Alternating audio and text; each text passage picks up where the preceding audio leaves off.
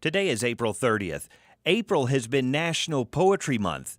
And in celebration, the University of Arkansas Press, home of the Miller-Williams Poetry Prize, has sponsored the Poetry Minute each day this month here on KUAF.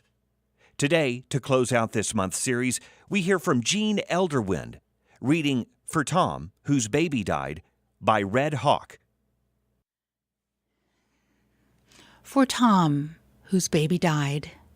It is hard for a man because he does not have the comfort of hard labor and bodily pain, of something to be done. His only solace is the quiet touch of his hand on her cheek, of his eyes humbly sharing with her an unbearable love. He does not give her too much. His strength comes from the art of when to look away, when to remain silent, when to leave her alone. He grows by diminishing self. He serves her in a way that does not show, that supports with a hidden hand.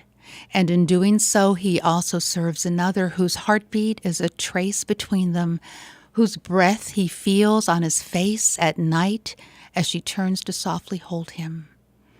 It is a kind of grace given to a man whose child dies, that he can humbly labor then, that he can suffer himself to bear the heartbeat of his child and deliver it into the world as kindness, as service to others, as humble work done without reward.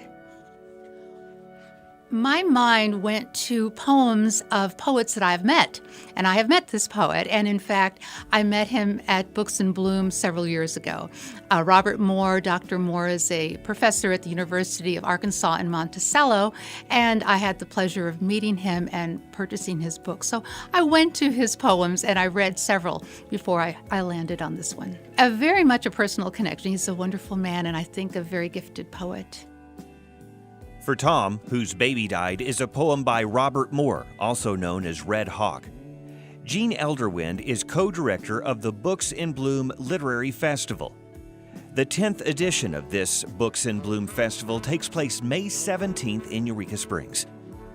Thanks for joining us each day this month for the Poetry Minute, sponsored by the University of Arkansas Press, home of the Miller-Williams Poetry Prize, on KUAF Public Radio. You can look for the archived minutes at our website, KUAF.com. And remember, our final Poetry Minute book giveaway will take place today at 1 p.m. We'll let you know who won at our Facebook page.